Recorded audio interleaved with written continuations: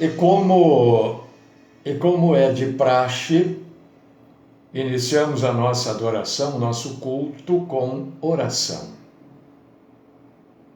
Aquiete, abrande, acalme o teu coração. Vamos nos dirigir ao Santo Deus, ao eterno, único, justo, fiel, bondoso, Pai, Deus e Senhor. Todo-poderoso e maravilhoso, grande, Senhor das nossas vidas, aquele que tudo pode, tudo sabe, tudo controla, aquele que conhece o presente, o passado, o futuro, aquele que sabe das coisas que nem nos mais profundos pensamentos a gente consegue atingir. O nosso Senhor sabe. Aquele que conhece absolutamente tudo, de dentro, de fora, de baixo, de cima, da luz, das trevas. O Senhor conhece tudo, porque foi Ele que criou tudo isso que a gente vê e também aquilo que a gente não vê. Ele é soberano sobre tudo e sobre todos. Esse é o nosso Deus. Esse é o único Deus que existe. Muitos deuses são propostos para cada um de nós todos os dias. Alguns acreditam e passam a seguir o vento. Nós continuamos seguindo o único Deus que existe.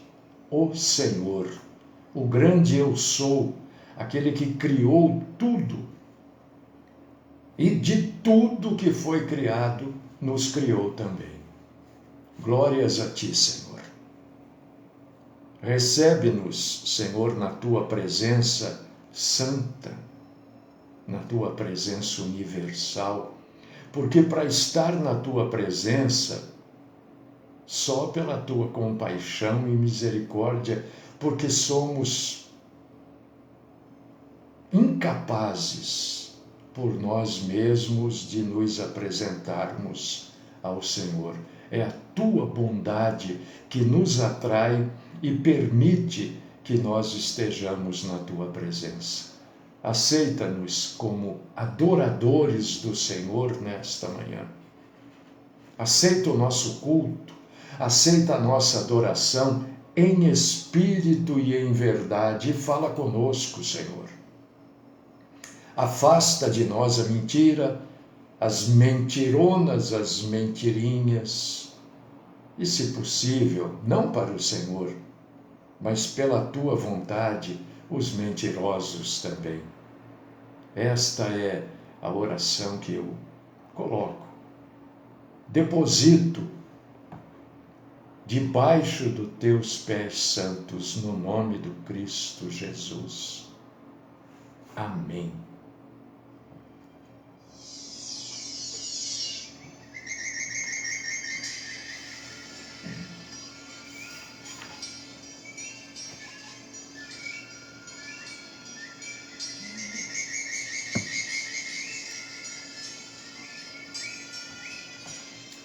Hoje é aniversário da minha neta, Sabrina, 18 anos. Olha. E segunda-feira que vem é aniversário da minha outra neta, Laura, 9 anos. Que maravilha, né? Que Deus abençoe a Sabrina. Eu já dei uns beijos nela ontem, uns abraços, umas socadas nela. 18 anos, né? Eu tô velho. Vocês sabem que eu nunca, acho que isso é normal, né? Porque eu acho que eu sou um cara dentro dos padrões de normalidade. Mas eu nunca consegui me ver do jeito que eu sou hoje. Nunca, nunca, nunca, nunca. Meu Deus. Mas estou aqui, né? Até o dia que Deus quiser. Eu gostaria muito, mas muito, de ser arrebatado.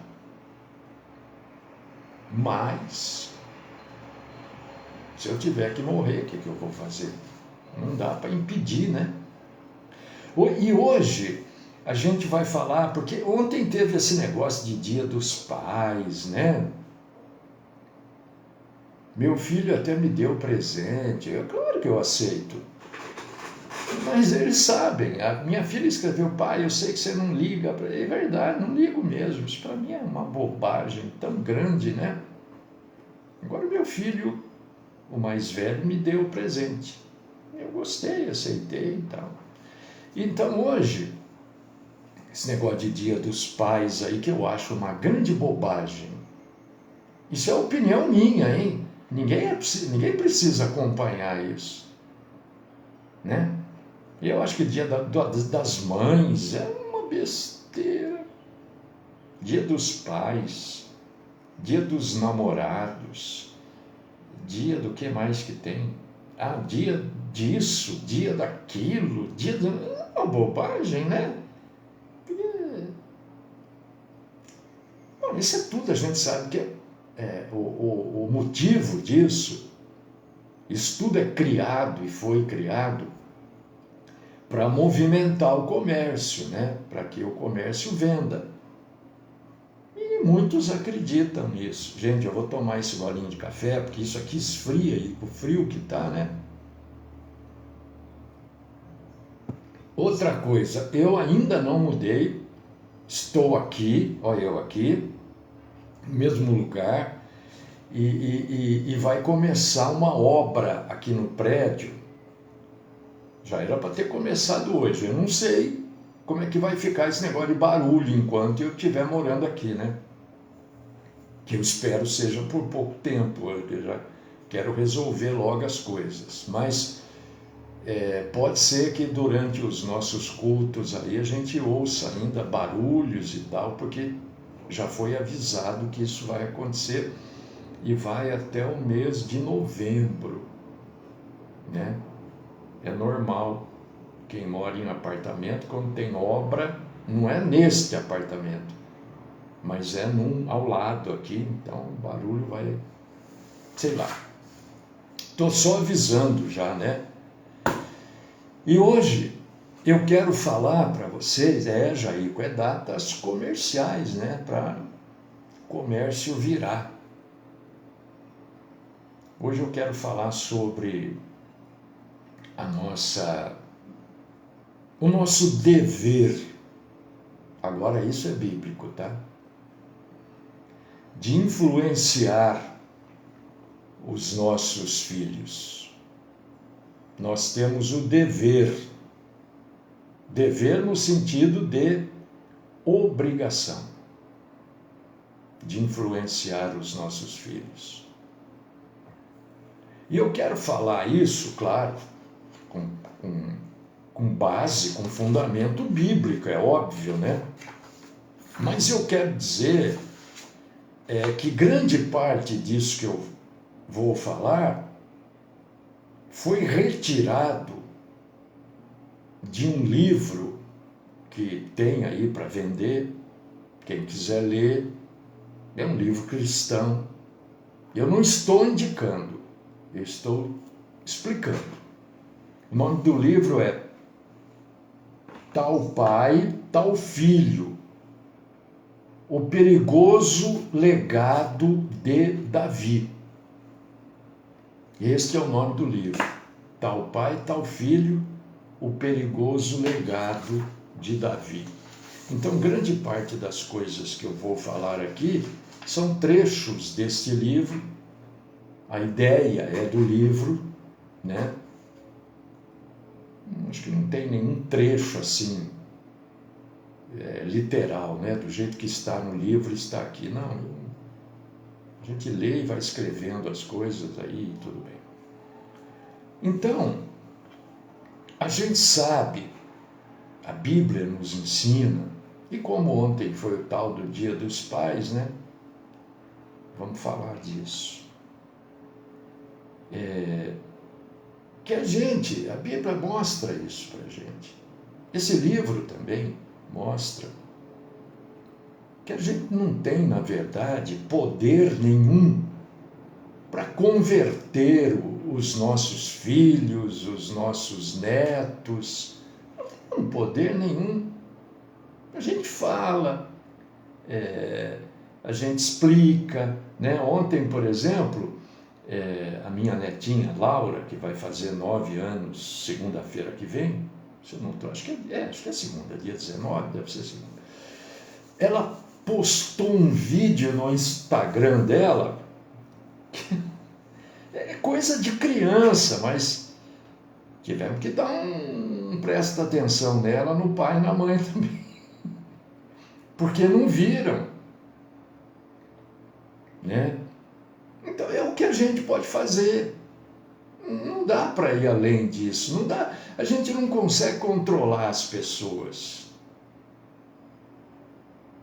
Por que a gente não consegue controlar? Vamos ser bem claros. A gente não consegue, na verdade, nem mudar a nossa própria vida. Quanta gente está lutando há anos para mudar a própria vida e não consegue? Porque a gente depende de Deus. Mas isso não nos livra da responsabilidade e do dever que nós temos de ensinar os nossos filhos. Porque Deus vai cobrar.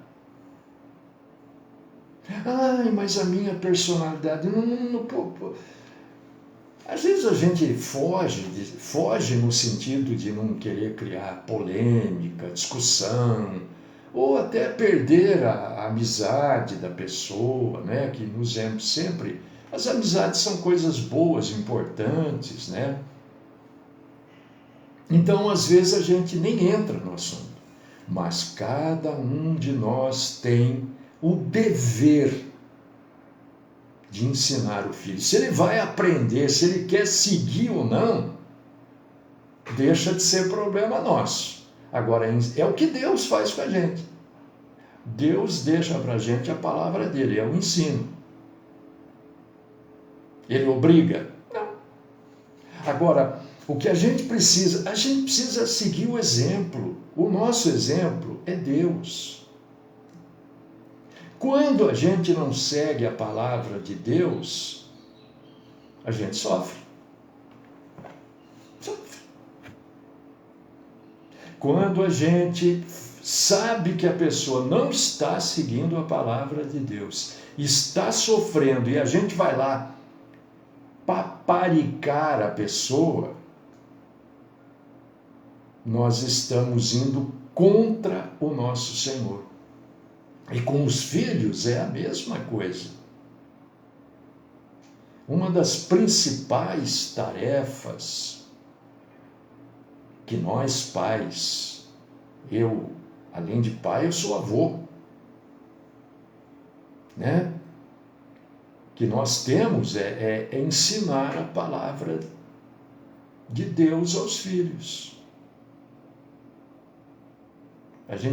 Isso é cuidar do bem-estar espiritual de cada um deles. Porque às vezes a gente cuida do bem-estar físico, né? A gente não deixa o filho passar aperto, ou a gente procura, pelo menos, né? Procura. Mas e o bem-estar espiritual? E a condução que cada um de nós tem por dever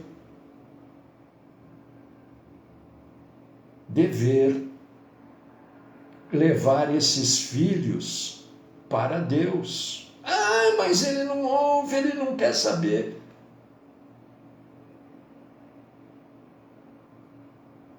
Não se esqueça de tudo que eu falei até agora.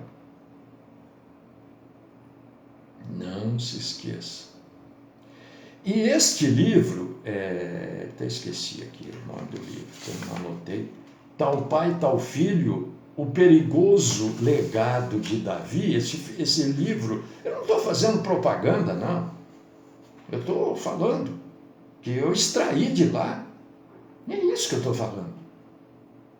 Né? Esse livro mostra as dificuldades que Davi, que era um cara, né? Não preciso falar aqui. Não há necessidade, porque todo mundo conhece Davi, a vida dele, né? Davi teve dificuldades para ensinar os filhos dele. Ele não conseguia, e a Bíblia mostra isso, por influência ensinar. E às vezes a gente sofre com isso também. Às vezes a gente não tem tempo, é muito trabalho. Às vezes nós temos filhos, estou falando dos homens aqui, de mãe diferente, não é? Quando o sujeito tem um problema, larga da esposa, casa com outra, tem filhos de mãe diferente. E hoje a história de Davi, quando você lê na Bíblia a história de Davi, a gente vê que isso se repete, né? Aconteceu com Davi lá 2.000 e mais 3.000 anos atrás. E acontece hoje igualzinho. Não mudou nada. A história de Davi se repete em muitas famílias, em muitos lares. Ninguém, olha, eu não estou aqui para trazer peso na sua cabeça, né? Mas a Bíblia é um modelo para a gente de como a gente deve viver. Porque a gente lê a Bíblia, você vê que a Bíblia, ela mostra acertos e erros dos homens de Deus.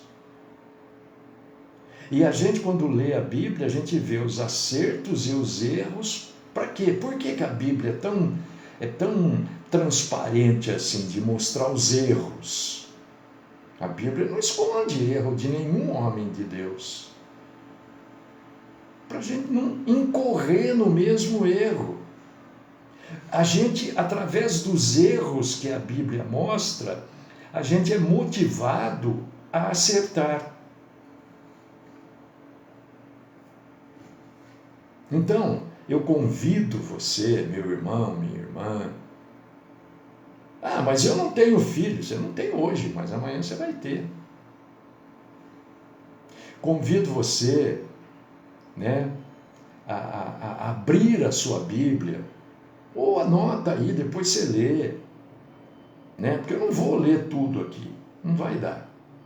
Mas Deuteronômio, capítulo 6, versículos 5 ao 9.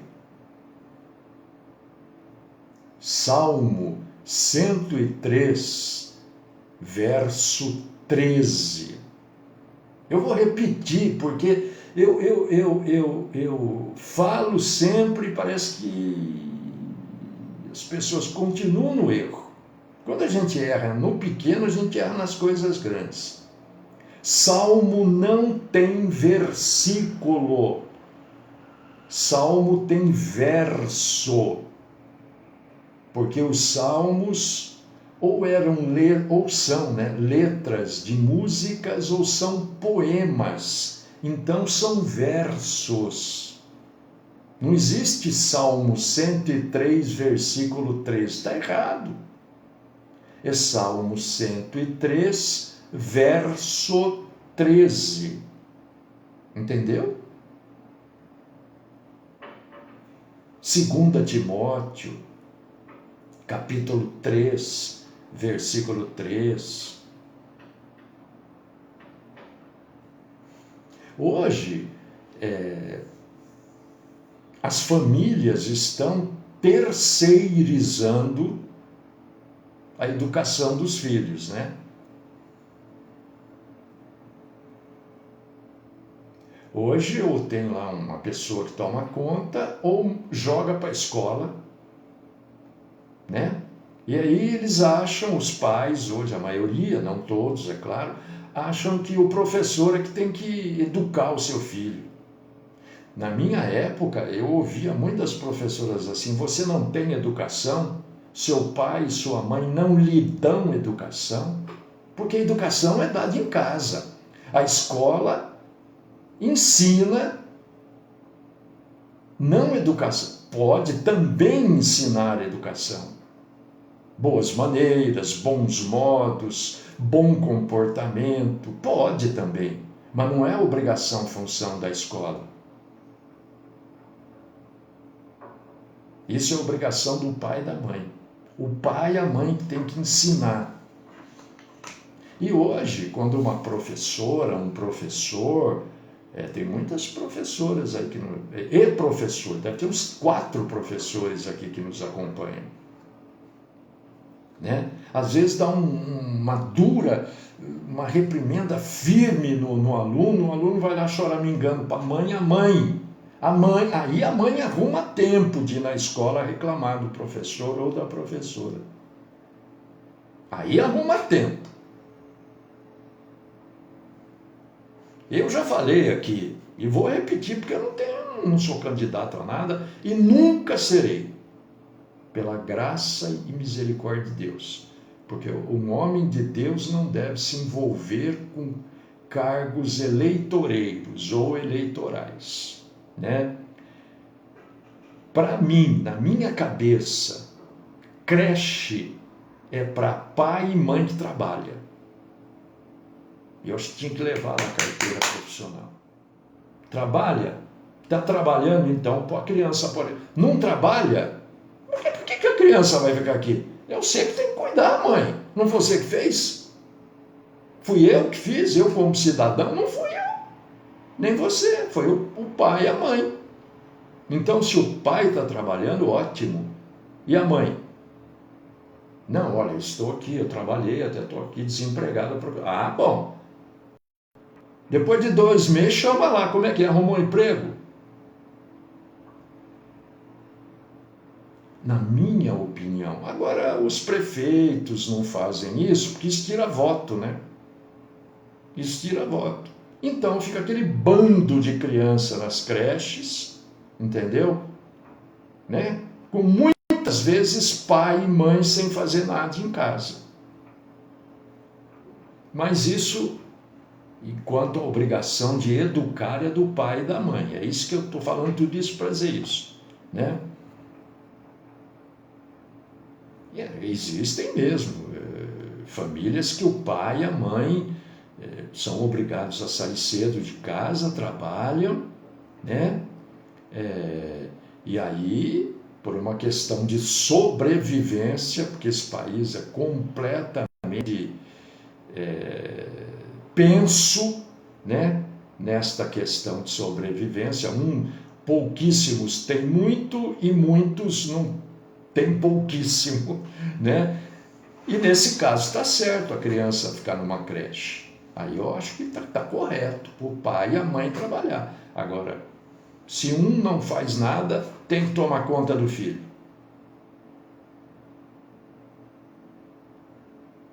E não é só a mulher, é o homem também. O casal é responsável pelos filhos. Fez o filho, tem que ter responsabilidade para cuidar. A cultura judaica é muito interessante nesse aspecto, né? Na cultura judaica, tanto o homem quanto a mulher são responsáveis pela educação, entendeu? Todos, homem e mulher, têm que dar a sua parcela na educação dos filhos. Mesmo trabalhando, né, o homem e a mulher precisam educar o filho. Porque sempre joga-se a culpa, ou na maioria das vezes, né, joga-se a culpa no trabalho. Ah, eu não tenho tempo porque eu trabalho. Então por que fez filho? Por que fez o filho? Fez o filho para professora ou professor educar? Se você é cristão, você que tem que educar dentro dos padrões do cristianismo. Ele pode ser qualquer coisa. E aí seu filho vai ser educado, então, dentro dos padrões do que ele segue. E depois você vai reclamar para quem? Você não educou. O pai e a mãe têm que ter mais que um tempinho para cuidar dos filhos. E eu, por exemplo, não fui um grande exemplo. Não fui. Porque até estava comentando com um irmão aqui, acho que foi que eu comentei isso semana passada. Eu não me lembro, foi com o Jaico, que eu falei que chegou a época da minha vida, e isso eu mostro na minha carteira profissional, de eu ter 3 empregos em horários diferentes. 3. Trabalhava no rádio, trabalhava não sei o quê. Então eu não fui um exemplo. Eu não sou, nesse aspecto, um exemplo, né? Mas é assim que deve ser. Não é um tempinho para os nossos filhos, é um tempo bom e de qualidade. Nossos filhos precisam aprender. Até hoje. Eu tenho filho de 47 anos, meu filho mais velho tem. Até hoje eu dou uns trancos nele, tem hora. Dou. Não gosta muito, não. Não quero nem saber se gosta, se não gosta. Eu não estou falando para prejudicar. Vem cá, ó, isso aqui não pode ser assim não, cara. Não foi isso que eu ensinei. Não foi isso que eu ensinei. Mas para. Não foi isso que eu te ensinei.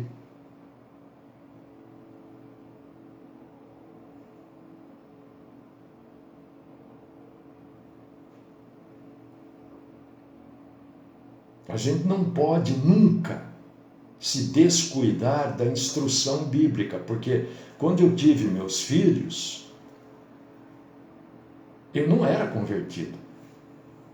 Nem o meu filho mais novo, que é o Vinícius, está com 36 anos.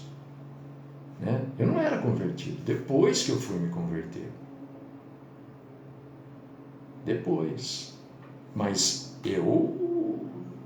a minha filha é convertida, o Vinícius está muito bem encaminhado nessa área de conversão, né? O meu filho mais velho que dá umas balançadas às vezes.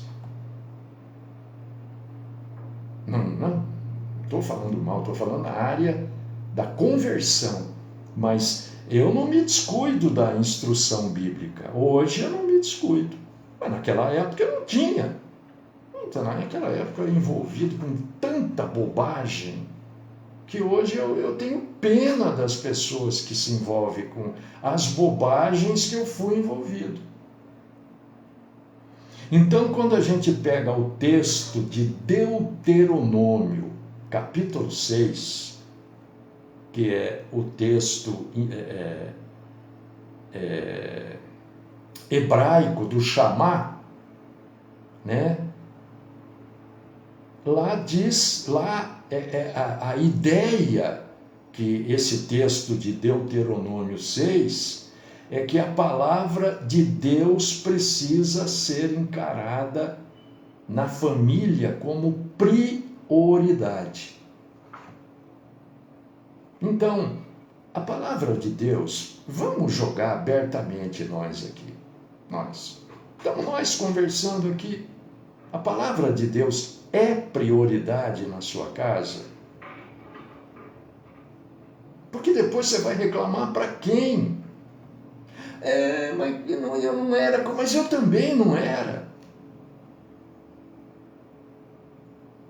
A palavra de Deus tem que ser prioridade. Se você abrir Deuteronômio capítulo 6, tem um termo, eu não sei se na sua Bíblia vai estar com este termo, sinceramente eu não sei.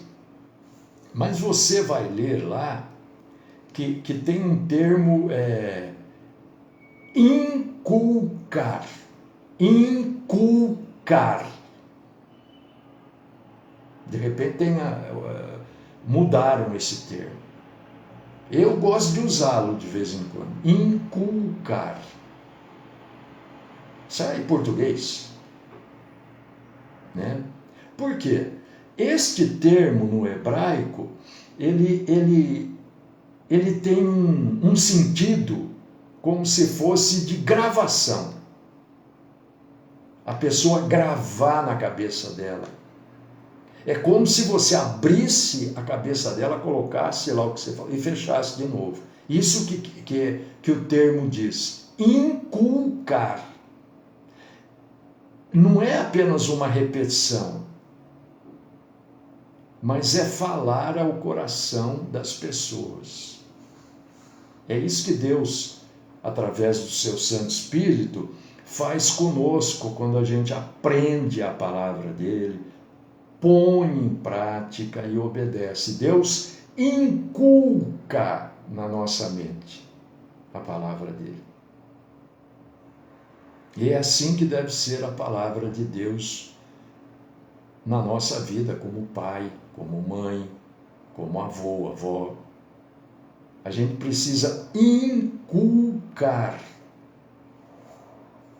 A gente não pode obrigar, né? Porque às vezes a pessoa na tua frente é de um jeito e depois é de outro, né? Mas nós precisamos ter a consciência limpa. Eu falo. Daí para frente,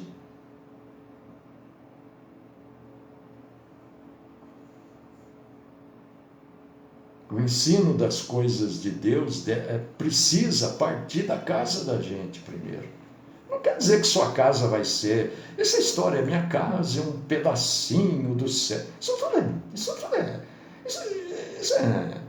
Sabe, tem gente que fala isso para se vangloriar, entendeu? É nada, não é pedacinho de céu, coisa nenhuma. Tem problema, tem discussão, tem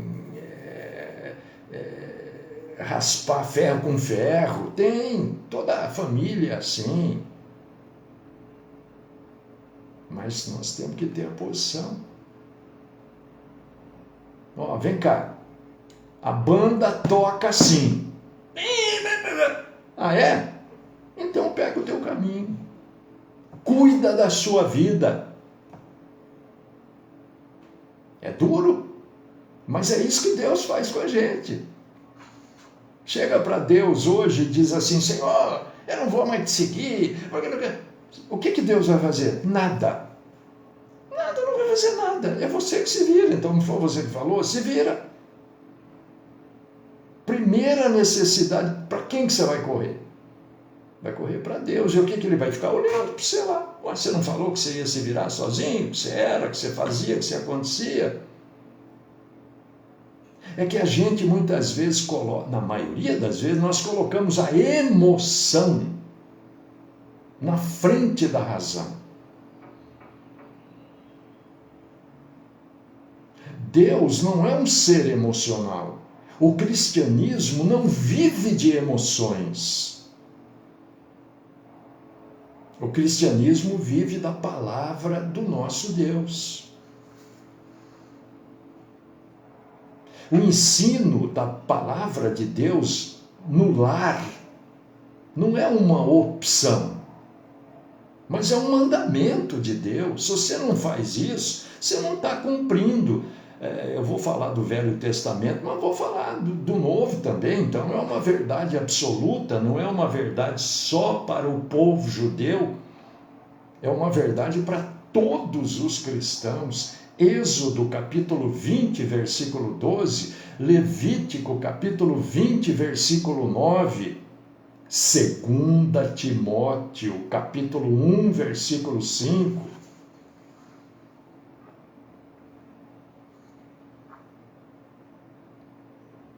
Por quê? Porque o propósito da gente falar da Bíblia, o propósito da educação, da instrução bíblica, é ensinar,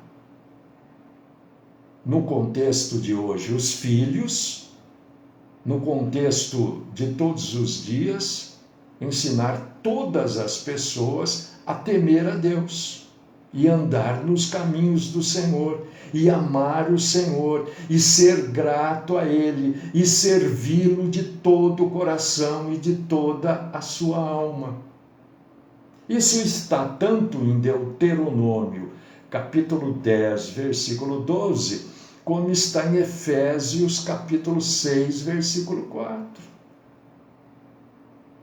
Por causa disso que a gente ouve a palavra de Deus, lê a palavra de Deus, se instrui na palavra de Deus, luta, batalha para seguir a palavra de Deus.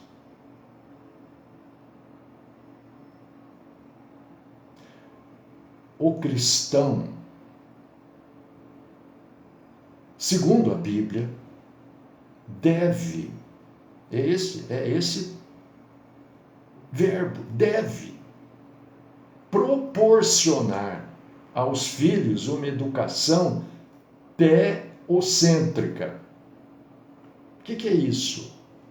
Onde Deus é o centro de tudo. Deus, é Ele que manda. Ah, mas é Deus que manda. Você está fora, é Deus que manda. Porque tudo na vida do cristão deve se relacionar com Deus e as coisas de Deus. Isaías capítulo 38, versículo 19. É assim. Dá uma olhada, meu irmão, minha irmã, eu não estou aqui acusando ninguém, nem, sabe, eu estou trazendo algo para a gente, porque é o seguinte, irmãos, tem gente que fica chateada, não sei o quê, mas enquanto a gente está vivo, a gente pode corrigir os erros. E, olha, assim não vai dar certo. Não, mas corrige, ainda dá tempo. Porque se Deus está falando para a gente corrigir, se acerta, é porque dá tempo. Depois não dá mais tempo. E a gente vai ser culpado disso. Não é uma palavra gostosa de ouvir, né? Ninguém gosta de ouvir isso. Mas Deus não faz para derrubar você, para colocar.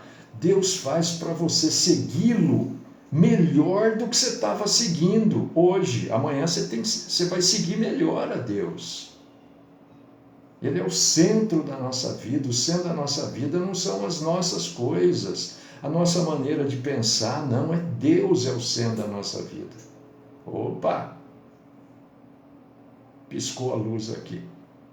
Vamos orar. E parou a força, viu, gente? Tá? Parou a força. E eu vou até desligar porque está oscilando. O computador desligou, então quem está... Olha, o notebook, tudo parou aqui. Mas quem está pelo Facebook está acompanhando, é claro, né? Então vamos orar.